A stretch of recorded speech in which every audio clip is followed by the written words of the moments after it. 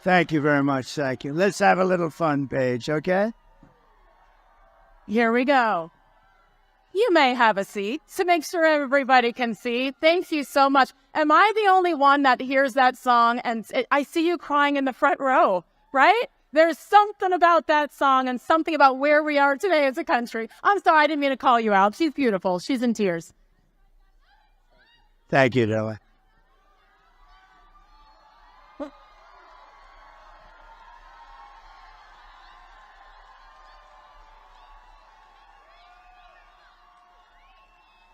I would like to point out, and I mentioned it briefly, but the fact that Mr. President rushed here from a McDonald's in suburban Philadelphia.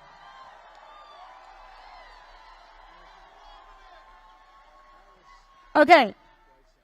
You were there for a full hour flipping burgers? We were there for a while, mostly fries. We didn't get into that. We'll have to come back for the burgers, I think, but mostly fries. And we had a tremendous crowd circling the McDonald's. The people were great, really. The whole state, you know what I say, the whole Commonwealth is as good as it gets, right? Don't you think? The whole Commonwealth. And I just want to thank everybody. I think we're going to do really well. We're way up in the polls. We want to keep it that way. We want to keep it too big to rig, you know. It's too big to rig. We got to make it that way. But we're way up now, and we're way up in all of the polls, I think, for the most part. And we want to make America great again. It's very simple. We want to make America great again, and that's what we're going to do. That's what we're going to do. Honestly, the fact that you chose to go there today and take the time, and I heard a couple of stories of people saying, thank you for taking time for the little people. And your answer? To me, they're big people. I think everyone's, you're all the same, you know, but they said it was so successful. Honestly, the McDonald's just hit the rockets. I mean, you have to see everything. They said, sir, you don't have to do this stuff. I said, are you crazy? I'm not going to do this. They said, you can avoid this. Can you imagine that? I said, who's going to tell these people? I'm not telling. Hey, maybe we can make this more exciting than the McDonald's stuff. How about that? But there's no way I wasn't coming. I know this area very well, maybe better than some of the greatest people. So it's great to have such a crowd. They have an overflow crowd. They have people outside trying to get in. And I was going to suggest if anybody would like to give up your seat, one hand. I've never had anybody raise a hand saying yes. Anyway, thank you very much. Not happening today, but I thank you so much for making that trek from outside of Philly and now here at Lancaster. And then you have a busy night because we got some football to watch in Pittsburgh. Stop, all you Eagles fans. We can cheer for the Steelers tonight as well. I wanted to give you a quick rundown. I mean, this is going to be, you know, Mr. President, he's as organic as it gets, right? So we are going to go everywhere tonight on all different kinds of topics. You may notice there's no teleprompter. Not necessary. We don't need that here. I'm just saying. So we have questions from the audience. We also have questions from a few of the lovely people behind me as well. We're going to go back and forth and take turns. So are you ready for this town hall? Let's go. The first question is someone I believe who is behind me. So you're going to have to tell me. I didn't get to meet you all. Bob. Where are you? Hi, Bob. Here we go. Hi, Bob. Oh, come on up. I like that outfit. Oh, that's beautiful. Where did you buy that? I want to get one of them. Okay. That's pretty cool, actually. Will you help him out with an outfit? Absolutely. Absolutely. I got just your size. Mr. President, I start the afternoon off. My name is Bob. I'm a retired union worker from Hazleton on a fixed income. Many Americans in my position struggle to make ends meet. will you commit to helping protect Social Security and Medicare benefits? A great question. The answer is yes. And, you know, when you say fixed income, because of Biden and Kamala, nobody knows her as Harris. You know, I can't use the word Harris. And by the way, it's her 60th birthday, so I want to wish her a happy 60th birthday. Right? No? No, happy birthday. And many more, and I mean it. So, you know, I do mean it, actually. I'm just looking at this gentleman. You don't look like you're retired to me. You look like you're in the prime. You could be if you wanted to be, right? You do. I'm trying. Look at the size of the arms of this guy. I don't know. He looks pretty healthy. So people on fixed income have been decimated by the Biden and Harris regime. This has been horrible what's happened to them, because we had, I think in history, I think of the greatest in history. They say, no, it's 48 years. But I think we had the greatest inflation just about in the history of our country. They don't include everything. They don't include interest rates going from 2% to 10, but you can't get the money at 10, so therefore it's much higher. But the people that are hurt the most are people on fixed income, like Bob. And we're going to do a lot of things. For one thing, no tax on, on Social Security benefits for seniors. Are you getting Social Security? You don't look. What is your age? 57. You look a lot younger than that. Doesn't he look handsome? He's a much better looking guy than I am. And look at him. You look good. And you have a good family, great family. Great family. That's great. So you were hurt, though, because of the inflation. I mean, people were hurt because of the inflation, and especially the people that are in fixed income. And here's what we're doing. Number one, no tax on Social Security for our seniors. That's a big deal. No tax on tips also, as you know, and no tax for all different groups we're covering, right? And no tax on overtime. So if you work overtime, that's been the big sleeper. And another good one, I think something that's going to be really good is you can fully deduct your interest payments when you buy a car. We never did that. And a Wall Street genius called me up. He said, whose idea was that? It sounds pretty simple, right? But we've never done that. So you buy a car, you're going to be able to fully deduct your interest payment. That's a big deal. So you go out and buy a car. So we're going to do that for you. Also, that's a big thing. Also, very important, we're just going to make the economy better. Do you plan on working a little bit in terms of part-time jobs or anything? Yeah, yes, sir, I still do. But one of the biggest things we're going to do is the economy is going to get good, but we have more liquid gold. This is what caused the inflation. We had the best, we were energy independent. First time, I think, ever. We're energy independent, and now we're getting oil from Venezuela. We're getting tar from Venezuela because it comes out as tar. We have to heat the hell out of it.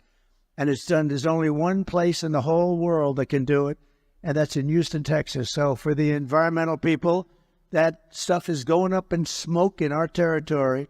And we have the best, cleanest, the most oil and gas of any country in the world, including Saudi Arabia, including Russia, Saudi Arabia, all of them. And we're going to be using it. But here's the thing. We will get your energy bill, everybody in the audience, including businesses, down by 50% from 1 year from when we take office. And when that happens, everything else is going to follow. So Sage, it was energy that caused, Bob, it was energy that caused the problem. And it's going to be energy that leads us back into the promised land. The energy went up, and also their stupid spending. They spend money on the Green New Scam at levels that nobody's ever seen before. They just they could have thrown it out the window. It would have been fine. So, and thank you for doing this. This is great to have you. I've seen so many great stories about this woman. She's a brave woman, a great woman. Beautiful too, but I'm not allowed to say that. That could be the end of your political... if you say that a woman is beautiful today, don't be a politician. It is the end of your political career. But she's beautiful. So thank you for doing this. Thank you. Thank you. And what I love about what you said there is not just the promises, which, by the way, who was the first person to talk about not taxing tips? Just think. Yes, you were the first. In fact, they've never said it again. She made it like a couple of months later. She said, and by the way, there won't be. Well, in the meantime, they're passing legislation that makes it very hard for people to skip or will, ruin their lives a little bit. A waitress, I was in my building in Las Vegas, and a waitress came over to me and said, hi. I said, how you doing? The government is killing me. They're after me all the time about tips and all this. And I said, well, that's very interesting. And she said, there shouldn't be a tax on tips. I said, that's an interesting idea. This is my consultant. This is a good waitress who's great. And I said, that's an idea. I thought about it for about 15 minutes, and I said, what a good idea. But, they then came out like a month or two later. They made the statement. They got blown away because by that time, they're not going to be able to do it. They're not going to do it. Just like he was going to do the educational thing, with the debt. With debt, you borrow money to go to college, and they were going to just write it off. He's been talking about it for 3 years. It's totally dead. They won't get anything passed. We're going to get it all passed. We're going to get it done very, very quickly. So those things. But from your standpoint, Bob, the Social Security is a big deal. So we'll take care of you. And I love the fact that Mr. Trump said within the amount of time, you said, give us a year. Go fast. So it's not just a promise. It's, okay, give us a year to get this done. So thank you. That is American. I have to say that that's right. You said 15 days. That's right. It's hard to believe. 15 days until we get to be great again, right? But we have, look, what they did is terrible because this guy won the nomination. You got 14 million votes. I'm not a fan, but he got 14 million votes, many more votes than anybody else. He had 22 people running. Kamala was running too, and she was the first one to drop out. Shockingly, he picked her to run, which, I think he wished he had that decision to do over again.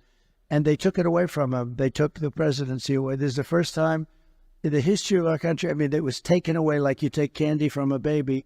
And I don't use the word, there are a lot of words to describe it. It's a coup and everything.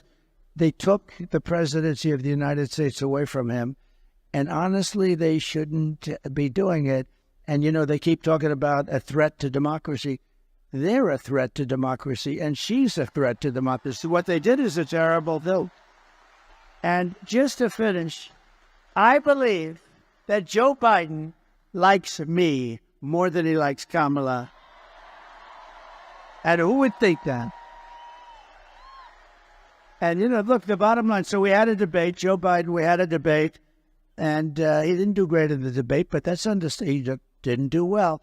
And his poll numbers went down, but that's okay because you come back from that stuff. And what happened is incredible. Nancy Pelosi, crazy Nancy, went in, and Schumer and all these guys went in. They said, we're taking it away. Nobody's ever seen that before. Nobody's ever done it before. And it should never happen again. It was a terrible thing. I will say that. I think at the end of the day, all anyone wants, even if your man or woman doesn't win the race, win the competition, it's just for it to be done fairly. That's all that people want. So here we go. 15 days and counting. We were talking momentarily here about taxes and no taxes on tips, et cetera. And I believe our first question from the audience is on that topic as well. Where's the microphone?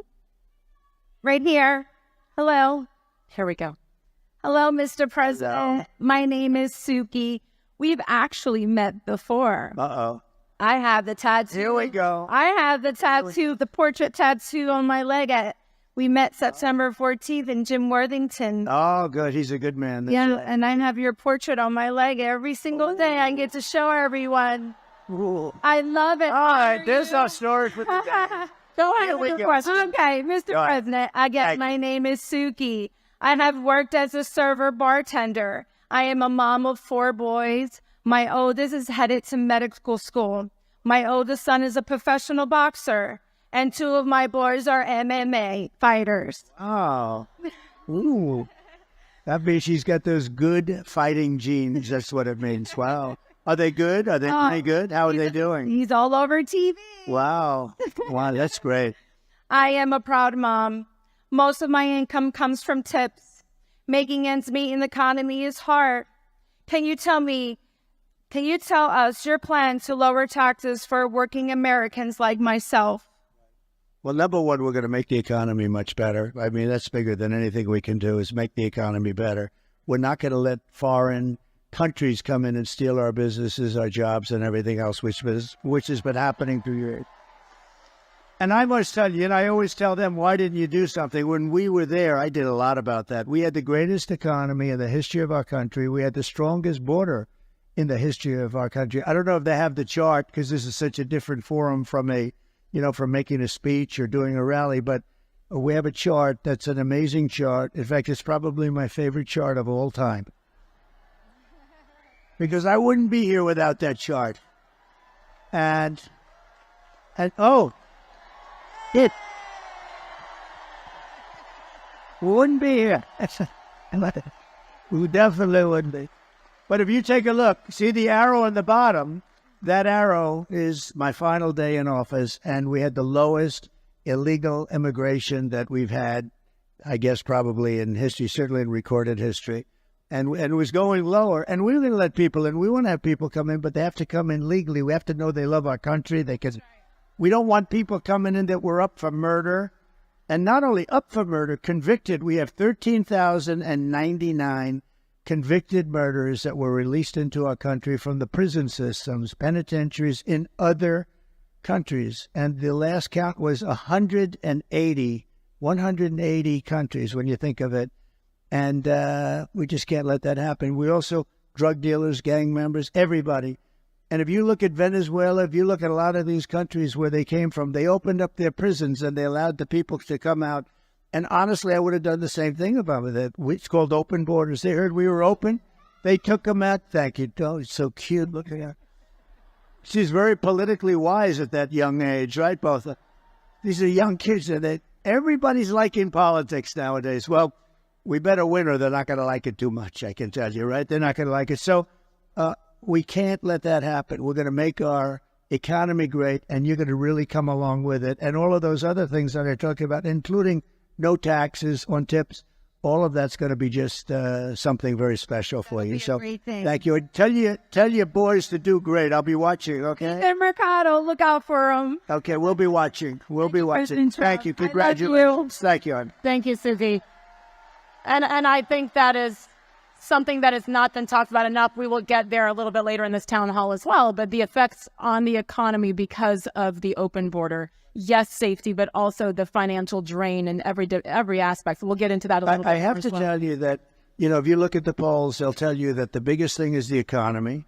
Second thing is the border. But, I think this is bigger than the economy. I think when you talk about the economy, I think you have to include inflation in the economy, because the inflation's the worst we've ever had. I think it's just absolutely, in the old days, they used to call inflation a country buster. You go back hundreds of years, Germany had big inflation. It was destroyed. Other countries were destroyed by inflation. With all of that, I think what's happening at our border, where they're allowing millions of people to come into our country every year, totally unchecked and unvetted, coming from prisons and mental institutions and coming in as terrorists. We have the highest level of terrorism, highest level of terrorists that we've ever had. We've never had this many terrorists come in. We had 1 year where and I don't even believe this myself, the Border Patrol made these charts, and in 1 year, in 2019, I guess it was, they had 0 were allowed. Now, I think it's probably wrong. It must have been some, but 0. They put it down as 0. And this was not from me. This was from them. And the following year, it was 11. And now we have thousands of terrorists coming into our country. And nothing good can happen with that. Nothing good is going to come out of that. So I really think it's a big part of the economy, too. But I think the number one threat that we have, and I actually think the thing that people are going to be voting on most is what's happening on our southern but our southern border. And I think it's the number one thing that people want to talk about. Yeah, to totally agree. And we love that chart, too. We love that chart, too. I sleep with it. I kiss it when I go to bed. That's a great visual, Mr. President. Let's keep it going on the topic of safety. Our next question is also from the audience here. His name is Chris. Chris, yell out. Where are you? Here we go. Same spot as Suki. Hi. Hi, Chris. Hi, Mr. President. Thank you for coming to Lancaster. As the Lancaster County Sheriff, I'm committed to upholding public safety and reducing crime in our community by working closely with local law enforcement and other partners. How does your plan for law and order in your next term support local sheriffs, like myself, to ensure we have the resources needed to protect our communities? Great question. Are you the current sheriff? Yes, sir. Very good. Wow, that's pretty good. You look like it. That's way boy.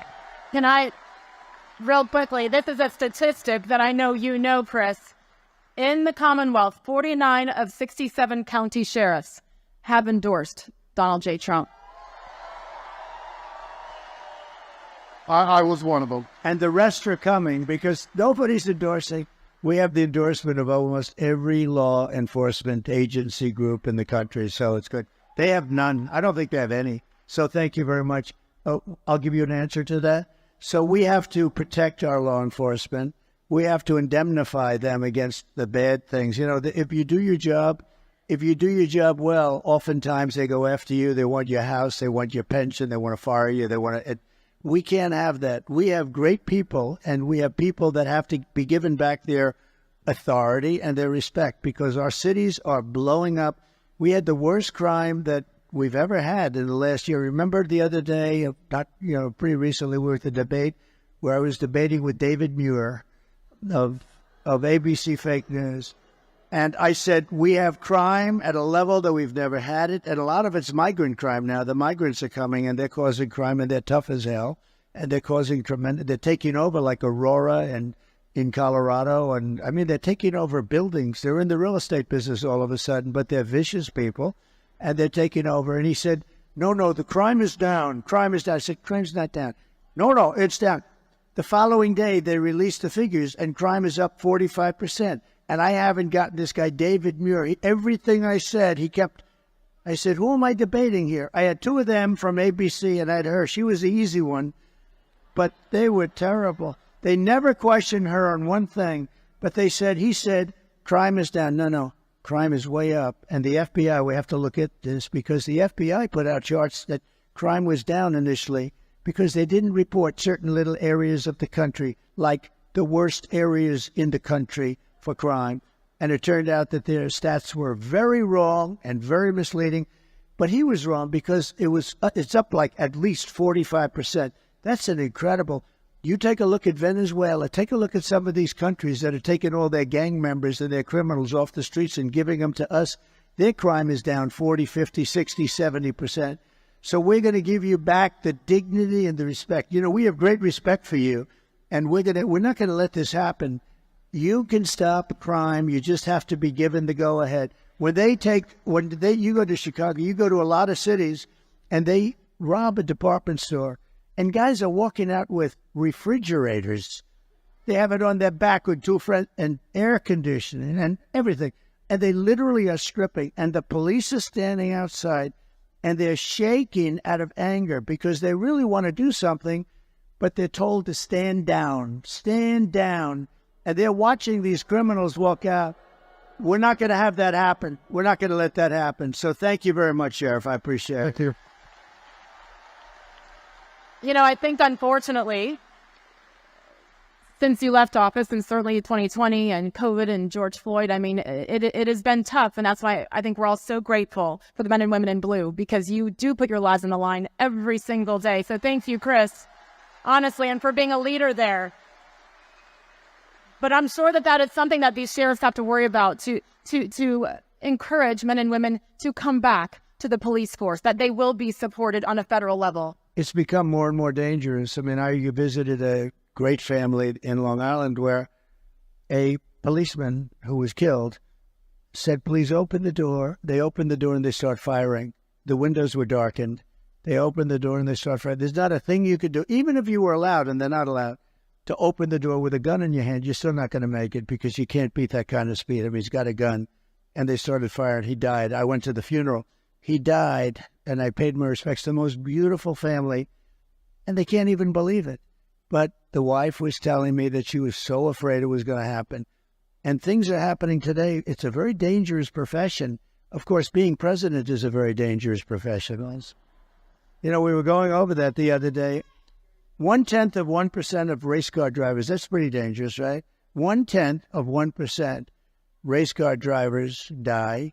0.1%, these guys that ride the bulls, I mean, say what you want.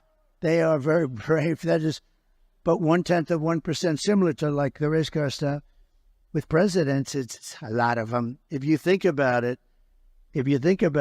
you know, you had Lincoln and Kennedy and McKinley and this and that, or get shot at, many shot at, Reagan and Ford. And this is a very dangerous profession, but I wouldn't change it for anything because we're going to turn our country around.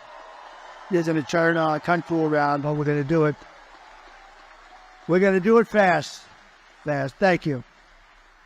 And it does start with Americans being able to feel safe in their cities and towns every single day. It's interesting because this past week when you sat down with the Wall Street Journal and called them out on a couple of things, I think is safe to say. Is that the best way to describe it?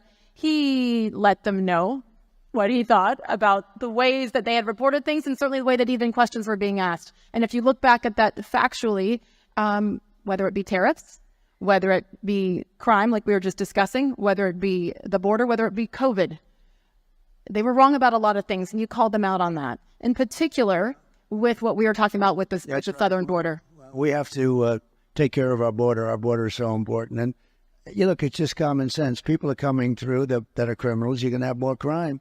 And if you remember where Kamala was saying, no, the people that come into our country, they don't commit crime. They are far tougher.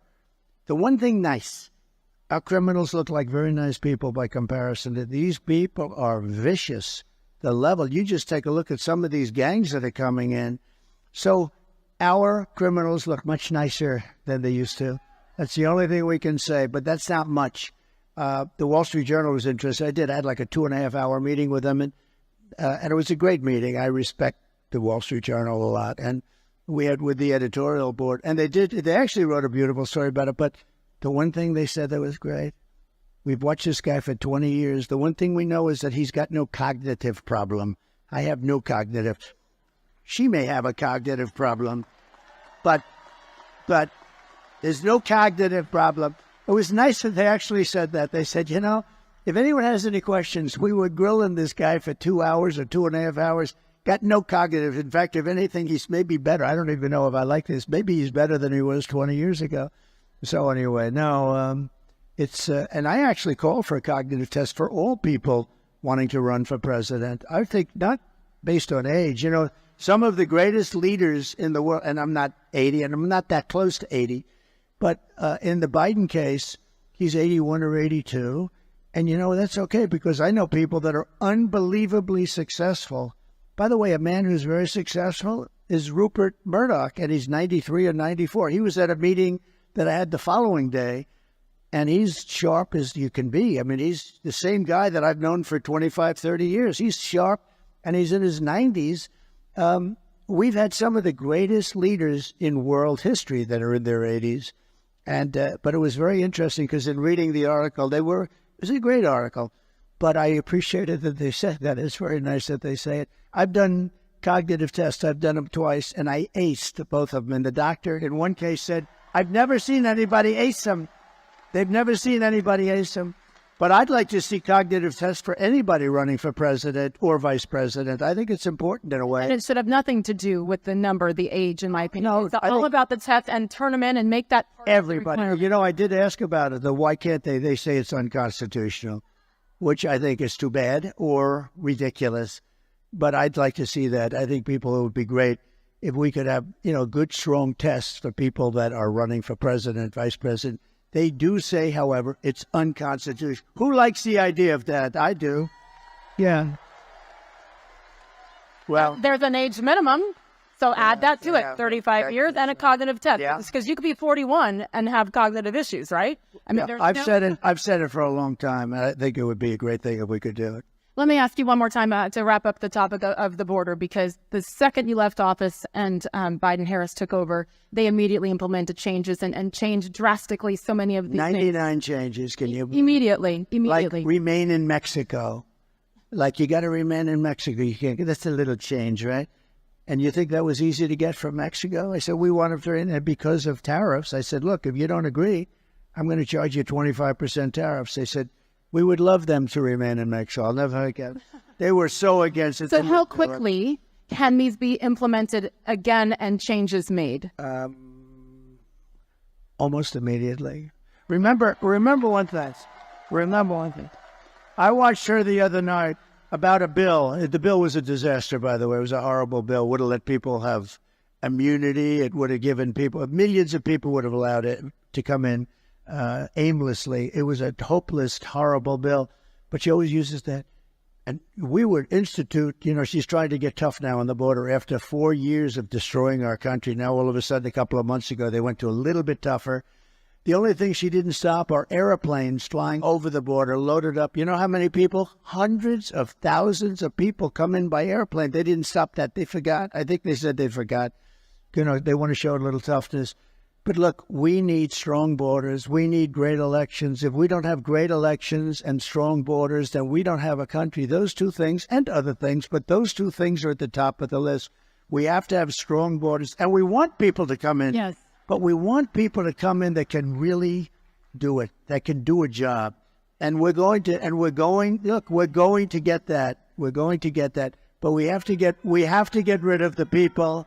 We have to get rid of the people that are now there. She is so bad. Remember what she said. I'm sorry, when you say get rid of the people who are there, some of the illegals that are here. No. I'm talking about the politicians. The politicians. That are allowing understand. No. We have to get rid of the politicians. And remember what she said? She was interviewed on numerous shows and she couldn't come up. What would you do different? I can't think of anything. I don't know. She can't think. Do you know that 325,000, now think of a stadium, a big stadium being filled up many times. 325,000 children are dead or missing under there. They came across the border or they didn't. They're all dead, missing, or into sex slavery or slavery. 325, many of them are dead. I'm sure many of them are dead. Probably their parents will never see their parents. Like any parent, they want to see them. They get kidnapped, they get taken. 300, and they come through an open border. They're missing or dead, or they're in slavery. 325,000. Think of that. Think of what that means. The number, it's like unheard of. And remember, what would you do different? Nothing. I wouldn't do anything different. So immediately she's disqualified because he's the worst president in our history. She's the worst vice president in our history. And to think that, she's running for president is pretty ridiculous. I feel like you all will agree with me that this is no one here or in this country that I speak to, and you speak to a lot more people than I do, is anti-immigration. It's about doing it the right way. And now we sit here, and I know you hear this everywhere you go, Mr. President, where you hear people saying, send them back, send them back. That process is not easy. But we obviously cannot even take care of the taxpaying Americans in this country. So when you hear send them back, and some should be sent back based on a quote-unquote resume, what is that process like? So let me just tell you, again, it gets down to the sheriff and local police. They know everybody in town. They know their names, their middle names. They have serial numbers. They've got everything. They know everything. They know all about these horrible criminals coming in from Venezuela, coming in from Colombia. They know everything. Local police. The local police will work with others. And look, from a practical standpoint, it's very tough because there'll be one woman with two beautiful children who gets brought back, and there'll be tears, and the Times and all these crazy newspapers will do stories about one person when so it's a very difficult thing. But we start with the murderers. We know who they are. We don't know everything about them because they've been let in without being vetted. But we start with the murderers. Nobody wants to have murders. These are people that some were getting the death penalty. They were going to be executed in their own. Some killed more than 5 people. Some killed more than 2 people. One killed like 9 or 10 people. We want them out. We start with them. We start with the drug dealers. We start with the people that are causing. Oh, by the way, you start also with the terrorists. You got to get them out. And then we start figuring out what the hell we're going to do, because what they've done to our country, what they have done, and I'll tell you who was affected most, the black population, the Hispanic population, because their jobs are being lost. People that had jobs for years are losing their job now to people that came into our country illegally. So that's a really, and they're starting to see it. the black population over the last short period of time, their numbers, their unemployment numbers have just skyrocketed. The reason is people coming into the country illegally are taking their jobs. So, and I'll tell you what's going to be affected very much are going to be unions, but you're going to see things happening that are it's just too much. In one town in Ohio, a town of 52,000 people, they put 32,000 illegal migrants in this town, right? 32,000 illegal migrants into a 52,000 people town. In Aurora, they have people that are running in and walking down the streets carrying weapons. And the landlords of the building is saying, I don't know what I'm going to do here. They're collecting the rent in the building for themselves. I mean, and this is happening all over. This is happening all over the country. You know, we mentioned a few different places, and a lot of mayors don't want to talk about it because it's bad for the reputation of the state and the town or the city that they're in. But look at New York, what's happened. Look at Chicago. Look at Los Angeles, what's happening. Our country's being destroyed by incompetent politicians. And, you know, all they have to do, remember this, when they say a bill, she always said the bill wasn't passed because the Senate wouldn't want to go against Trump. It had nothing to do with me. The bill was no good. But listen, all the president has to do is she gets to the White House, wakes him up. They call because if it's after 4 o'clock, he sleeps after 4 o'clock. Get him the hell down to the Oval Office and say, President, sign the bill. All he has to do is say, the borders are closed. Tell that to the Great Border Patrol. The borders are closed, and those borders, that's what I did. I didn't have a bill. I had the best border maybe ever. I didn't have a bill. I just said, close the borders now. And they were closed. You don't need a bill for that. They have been saying that for years now, that they needed to get it approved in Congress and all. You don't need a bill. I didn't have a bill. I said, close the borders. You know, my father used to tell me when, like, we'd hire some guy and, sir, could I have a letter of authorization that I got this job? And my father always used to say to me, you know, son, every time they need a letter, they never work out to be any good. The guys that don't need a letter, those are the ones that you want.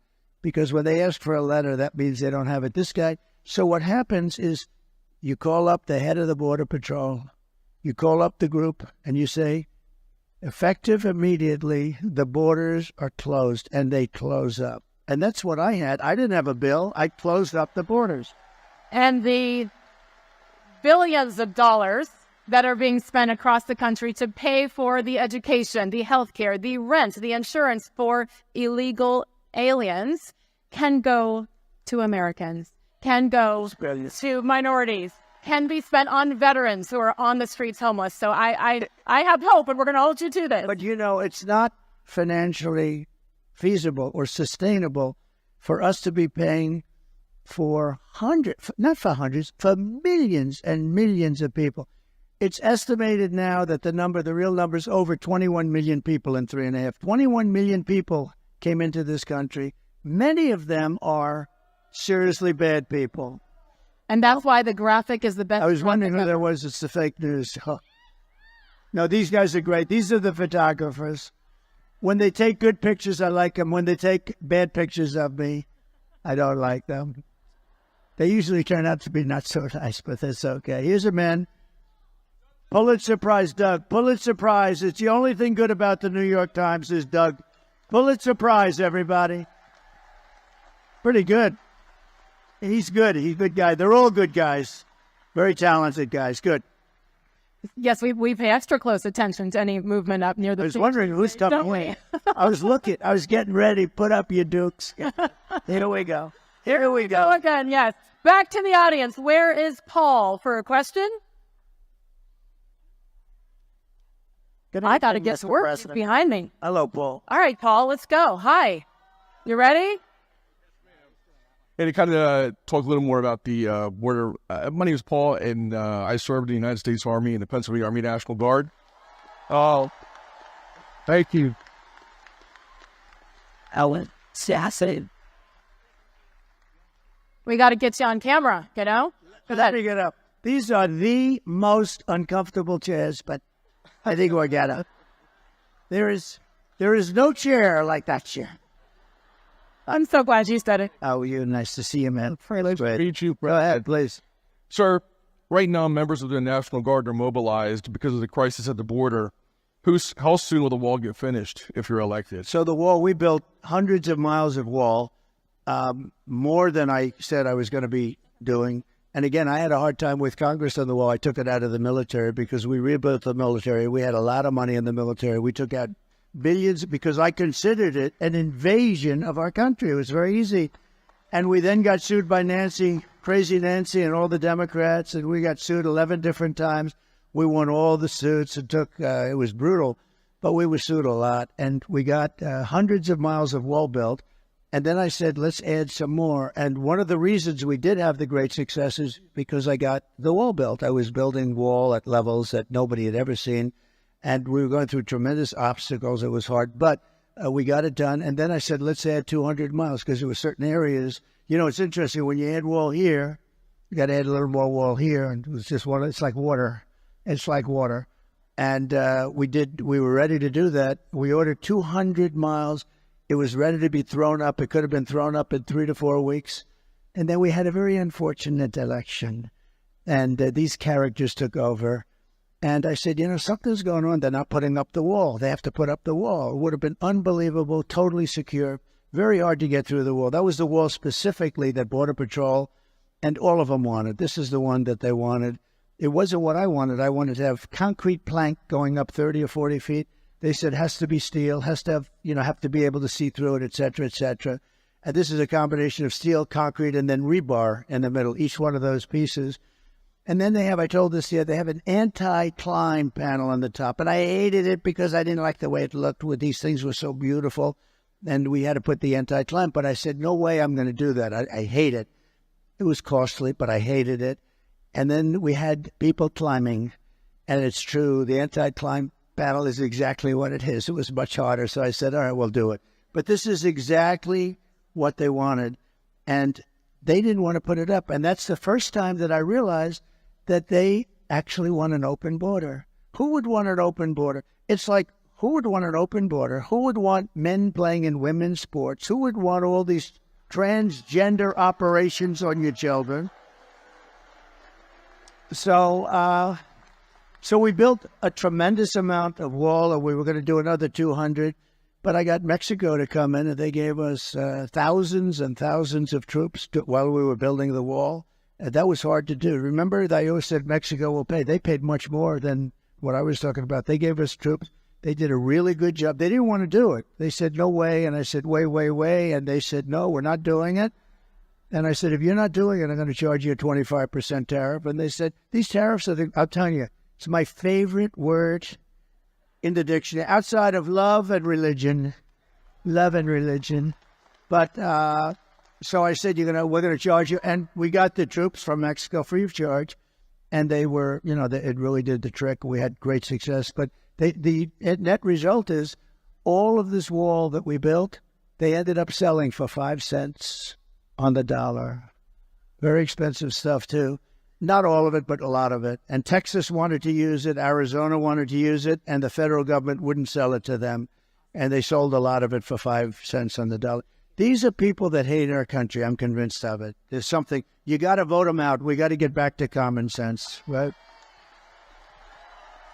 Thank you. How immediate is that process? We talked about sending certain individuals back. How immediate is the wall process? Can they begin building right away? Yeah, the wall. Yeah. I've become very good at building walls, actually. Remember, there's only 2 things that work. Everything's obsolete. Other than that, see their cameras? Look at these beautiful cameras they have. In 2 weeks, they'll be obsolete, right? Everything. The computers are going to be up. 2 things. What are the 2 things? Wheels and walls. They're not obsolete. They always work.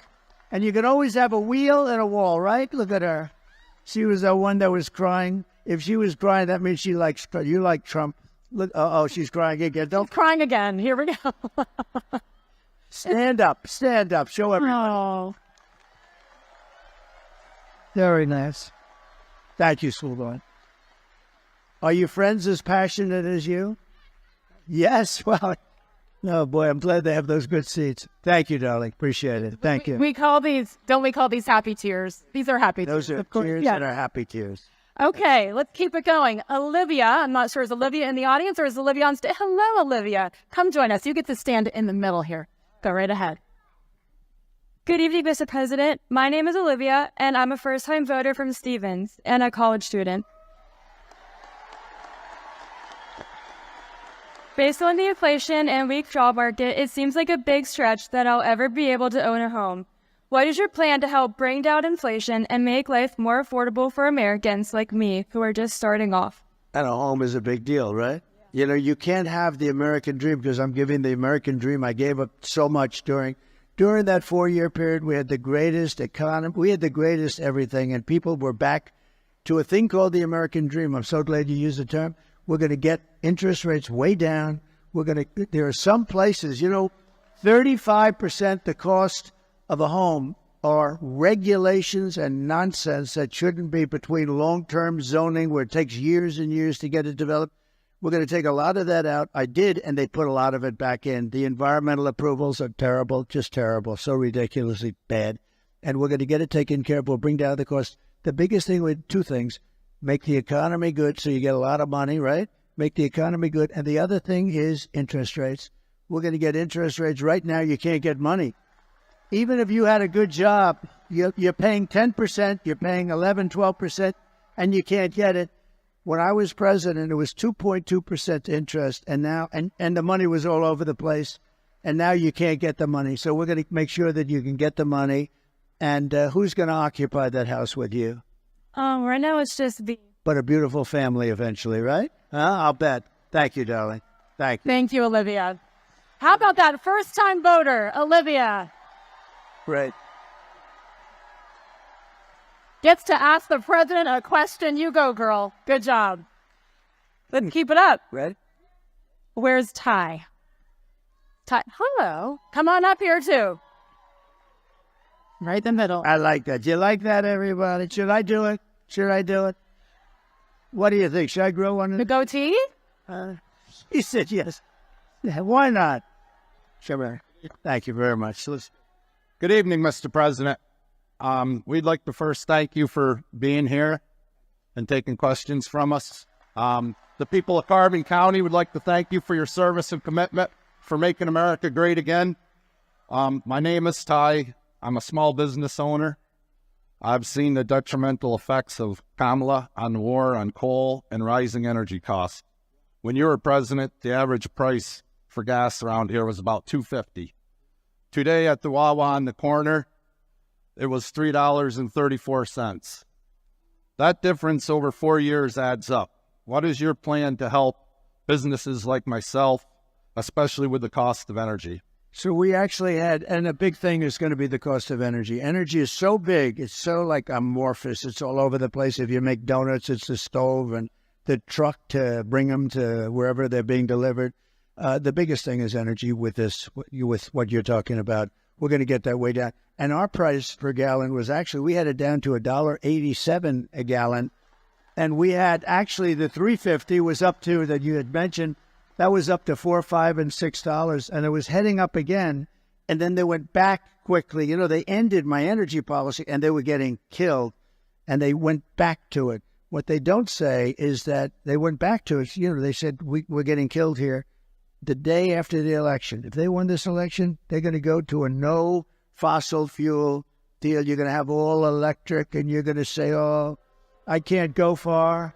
It costs too much, and they're made in China. And, you know, we love Elon Musk, and he makes all, and I think, and I will tell you, and I think these electric, what he does is incredible. What, you know, the electric cars are great, but it's to certain applications. Some people would like them, depending on distances. If you want to go long distances at this moment, maybe not. But, you know, the amazing thing about Elon, you know, he's in Pennsylvania today campaigning for me. Can you believe it?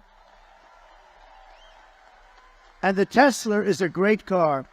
But I will tell you, but he will be the first to tell you, and he never called me once because I hit them hard, because they have this electric mandate that in a very short period of time, everyone's forced to have an electric car. Well, what about hybrids? What about regular gasoline-propelled cars. We have more gasoline than anybody, but China has the product to make the batteries, so it's not a good thing for us.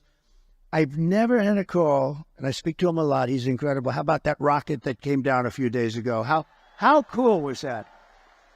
I called him up. I said, was that you? He said, yes. Nobody else can do that. Russia can't do it. China can't do it. And the U.S. can't do it, other than it's him.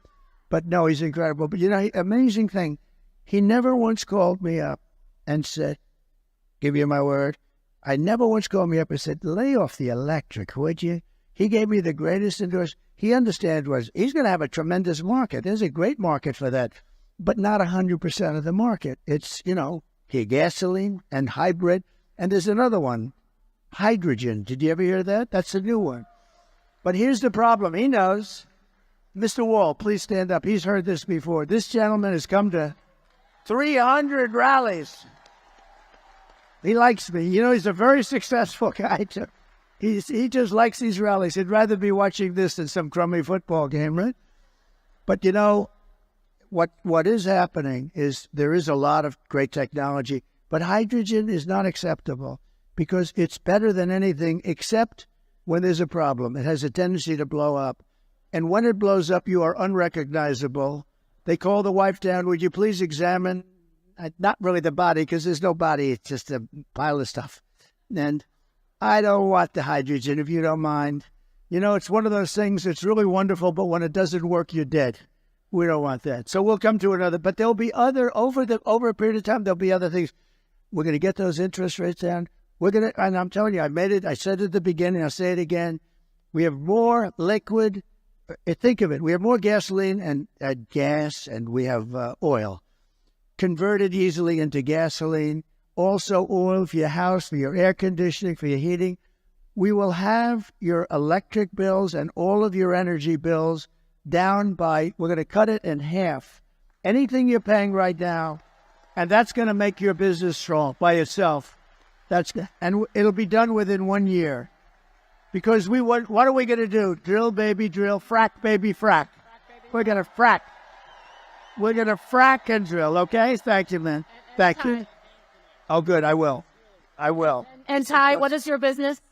I own a bar and restaurant in Lehighton, Pennsylvania, in the Carbon County. The name of it? Boatyard Bar and Grill, just outside of Jim Thorpe. Sounds great. No. Well, thank you. And I love that. I love this topic because we know how many small businesses were decimated, especially after COVID and what has happened since then. So, Ty, we're here for you. Go hang out at Ty's bar. Why not? The one thing sounds good. I'll bet it's a good place. Got a lot of action, right? Oh, Stan Musial? Oh, I see Dan Muser. Is Dan here? Oh, where's Dan? Is it that good, Dan? I thought he said Stan Musial, Stan the man, remember? Hi, Dan, how are you? Who do we have here? Look, come on up here for a second, Dan. Am I allowed to do, because this is our host, so I don't know if I'm allowed to do this, but what do you think? One of our great Congress people. Under this forum, we don't really Secret Service announce our Congress people, our senators.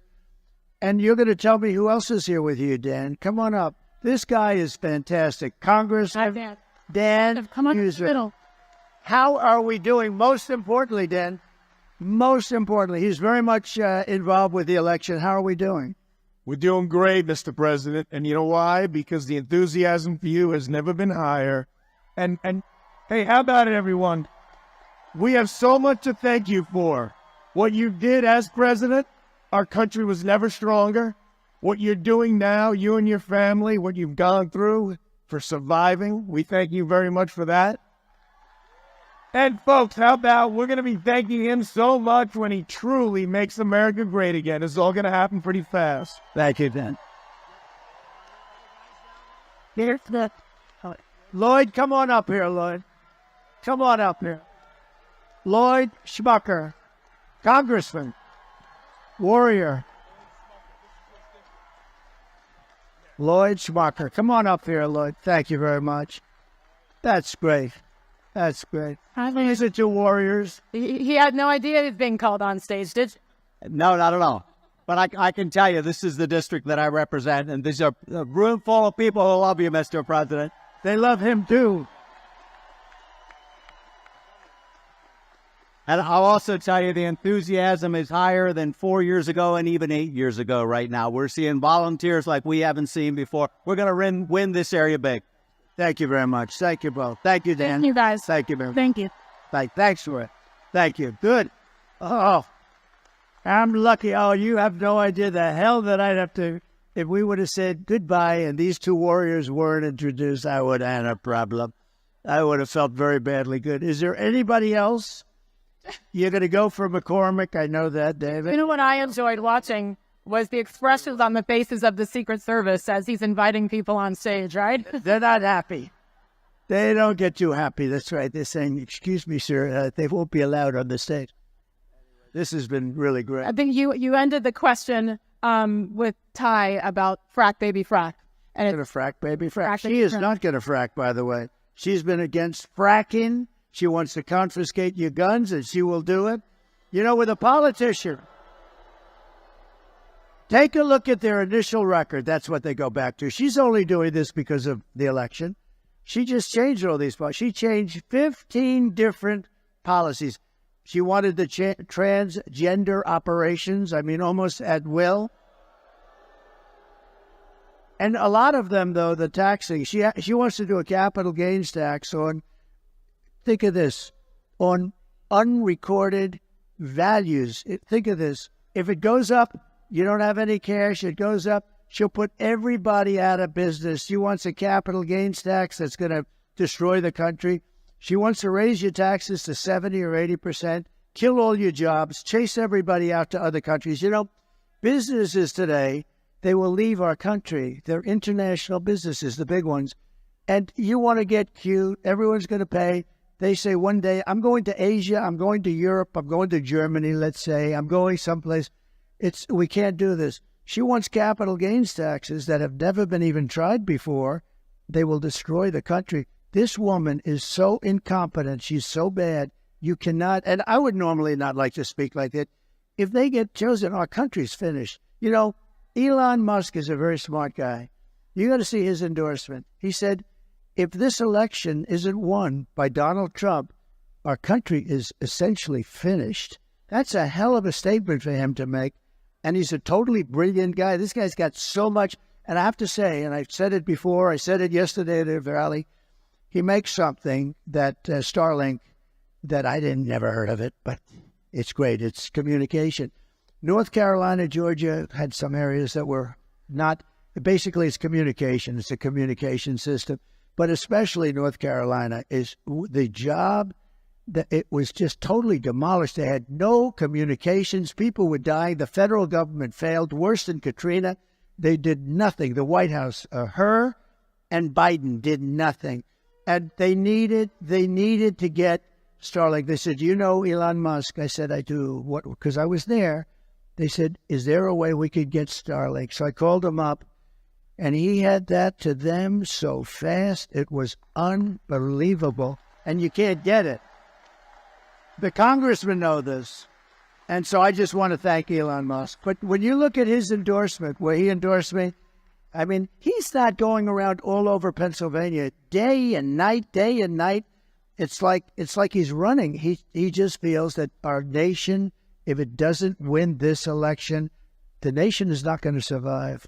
It's not going to survive. It has been incredible. So I want to thank Elon. Yes, it has been a blessing to watch him. Without the First Amendment, we have nothing. And Elon Musk has come. Buying Twitter was an incredible thing to do. And I think all of us are so grateful for him appreciating what America was founded upon. I will say about the fracking, to wrap that part up, fortunately, we do have something called videotape. And in 2019 and several times since Kamala Harris has said she would ban fracking, and now we come back and a lot of flip-flopping on that. So just like with the border, when I asked timing and how quickly, we're in the Keystone State. We're in the Commonwealth of Pennsylvania, fracking. I mean, this is a goal. Do you want to put up, do we have one of those fracking statements that she made? Because here, you know, we put it up sometimes, but Pennsylvania specific. Yes. It's about fracking. Can they put that fracking tape up if they could do it? I don't know if they can do it. This is a different forum. But if they can, put up the frack. Okay. So this tasking agreement deal and finally putting it into spreading ones for growth. If they can, they're just having a great honor the care. to get rid of the stolen license to passability. I had offered a prison jail that has been described as a far great level of record.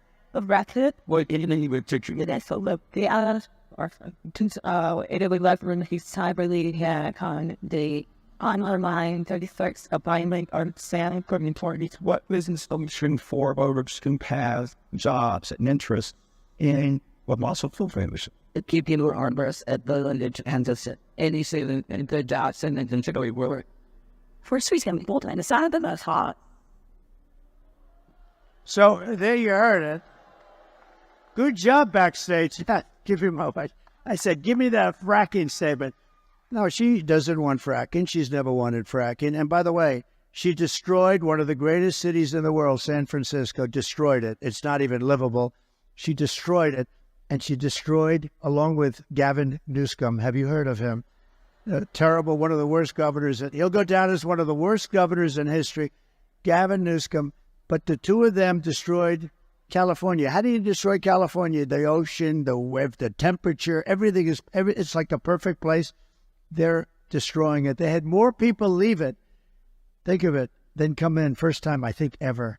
It's an incredible place, and they have virtually destroyed it. And she's not going to, she will not destroy, we're not going to let her destroy America. That's all. Fracking. How soon? How quickly? How much in Pennsylvania? Well, we have to go. You know, what you're doing is fracking, but you can do much more. You can do double and triple what you're doing right now. You're restricted by so many different things that they put on. So we're going to let them frack, like a duck. Frack. You can do 3 times what you're doing now and even 4 times, and you can do it. And it won't have any impact on you. It's not going to have any impact. So we can, and tremendous money. You can lower your taxes for the state. Great for the country. But you're in a state that has tremendous, capability that you wouldn't even think. You don't think of Pennsylvania. When you think of Pennsylvania as a commonwealth and having to do with fracking, you never, 20 years ago, you wouldn't have thought. But now it's your biggest, most important thing. It's 5. The Commonwealth of Pennsylvania produces 500,000 energy jobs. They'd be wiped out. So they can actually do a lot more if they wanted to, if they were allowed. I will allow them to do a lot more. We're going to get your energy bills down at a level that you haven't seen before. It's going to make a big difference. And here we go. We have time for one final question. Sarah, come on up, girlfriend. Hi, Sarah. Hi. Nice to have you here. Good evening, Mr. President. My name is Sarah. I'm a veteran, U.S. Marine veteran, and Great. And I'm a Purple Heart recipient. Wait. They didn't hear this part. This is very important. Please say it again, Sarah. I'm a U.S. Marine veteran and a Purple Heart recipient of Lehigh County in Pennsylvania.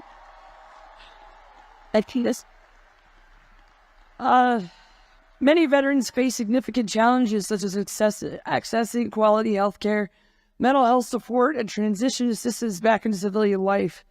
Will you commit to making the VA Choice program that you open up permanent? So we had VA Choice, and this was something that was so important, was sought. That's where you have a choice of getting a doctor if you can't get fairly, quick service. And I will say we have great doctors. The doctors are incredible, but the administration of it is not good. And as you know, 4 years ago, we had the highest rated VA ever. We're at 92% approval rating. And I got 2 things done. I got VA Choice, and that was basically you wait, and if you don't have a doctor within 48 hours, you can go outside, get a doctor, we pay the bill, and you get yourself taken care of. People were waiting for 4 and 5 months to see a doctor, and they were not feeling well, but literally it was a minor thing, and they end up being terminally ill because of it. Think of it, terminally ill. The other thing we did, we had a lot of people that because of civil service and unions and other things, you couldn't fire them under any circumstances, no matter what they were. And they were sadists and they were thieves. There were a lot of bad people, right? You couldn't fire anybody. So they were living with people that were horrible. And these were both authorized by Congress. One was 52 years, they couldn't get it. The other was 58 years. I got the right to fire bad people that didn't take care of our veterans, right? You know that. And We fired 9,000 people and replaced them with great people, with loving people. And those two things, and we had a 92% approval rating, and it's never been even close to that. Now, here's the bad news. They're very rapidly breaking the system up. And they've hired a lot of the people back that were terrible and that we fired. One of the problems, it's just unbelievable. And they don't, you know why? Because they don't know what the hell they're doing. And the other thing is they're slowly getting rid of choice so that they're making it so tough that you almost can't use it. We were actually saving money on choice because you save, a doctor would fix them up and get them back and beautiful. Instead, they were getting sicker, sicker, and sicker, and many of them became terminal. You know, I did one other thing, I have to say, right to try. That's where you have a right to try medicines that won't be approved for another 4 or 5 years. They've been trying for 50 years, more than that, to get it approved. And, you know, the insurance companies didn't want it. The country didn't want it. Nobody wanted it. The doctors didn't want it because they didn't want to be sued. And I said, here's what we're going to do. I sat down in a room with all of them, the labs.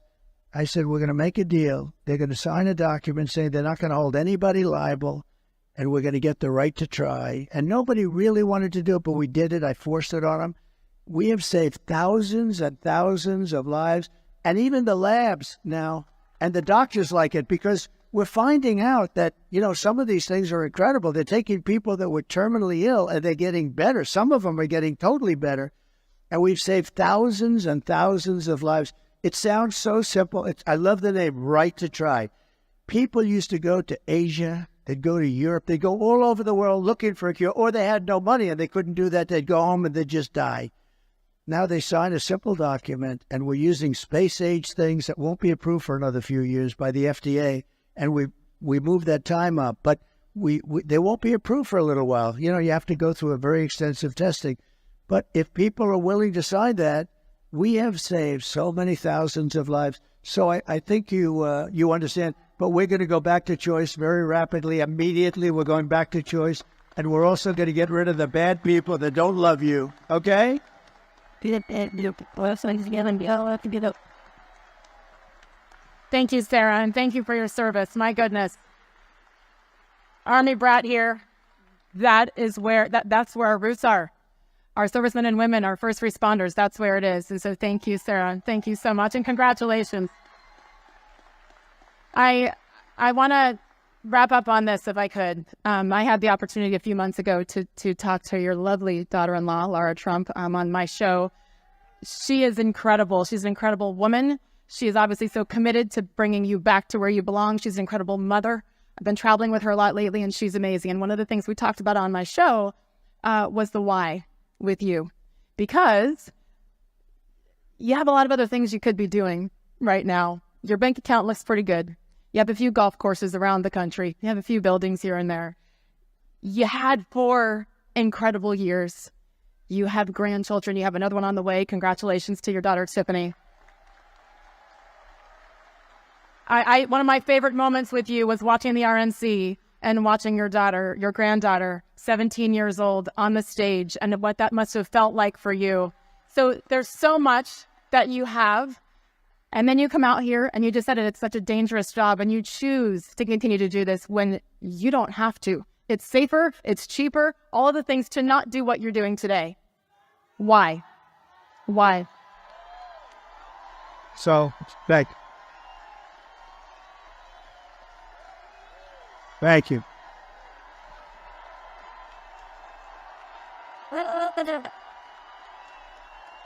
Thank you. So, I probably am asked that question more than any other question. They say, thank you. Thank you very much. Thank you, everyone.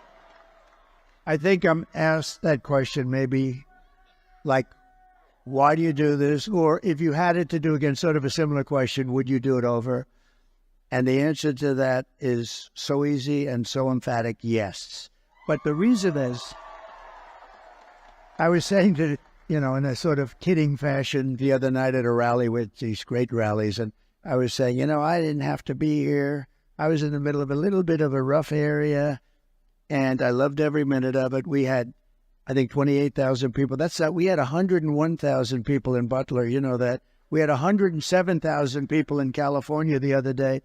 And I said, here's the story.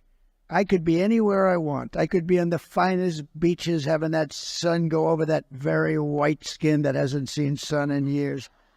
I could be hit in the face with beautiful waves of salt and beautiful salt water. I could be wherever I want, and I have great properties all over. Or I could be here with you people, and you know what? I would rather be here with you than any other thing that I can do because you have a lot of people that are rich or wealthy and they can do what they want to do. But we're doing something that's unique. This is the greatest movement of all time. We're going to turn our country around. Our country it's a failing nation. I don't care what you say. I mean, we're laughed at all over the world by other leaders. 4 years ago, we were respected by everybody. China, Russia. Russia would have never gone into Ukraine. Israel would have never been attacked on October 7th. We would have never had the most embarrassing moment in the history of our country, which is, you saw what happened in Afghanistan, the Taliban. We would have never had, think of it, we would have never had Afghanistan. We were getting out, but we were going to get out with dignity and strength, and we were going to keep the big air base Bagram because it's 1 hour away, spent billions and billions of dollars, just about the biggest, most powerful, longest runways in the world. We gave it to China. They gave it to China. China's now operating. We were 1 hour away from where China makes its nuclear weapons. We gave it up. Would have never happened. All of these things, we wouldn't have had inflation because our energy was so good. Energy caused the inflation, what they did with energy. But I said to myself, sometimes I get hit with all these lunatics that we have, where the radical left lunatics, where they make up stories about Russia, Russia, Russia. In the end, I wouldn't change what we've done for anything. We're going to make America great again, greater than ever before. And we can't do that sitting on a beach, right? We can't do that sitting on a beach. So I wouldn't change it for a thing. And I just want to thank you. You've really done a great job tonight. And you have a tremendous understanding. I thought that I know you through sports and through other things, but you have really got an understanding of both the good and the bad of where this country is. And I appreciate you being here very much. Thank you. I'm an American. That's all it is. I just love this country, and I love that you love this country. This is what we need, and he does choose to do this for all of us. So help me give him a grand exit off the stage here because he has the football to go watch. The 47th President of the United States, Donald J. Trump. Thank you very much. Thank you. Get out and vote, everybody. Thank you, ma'am.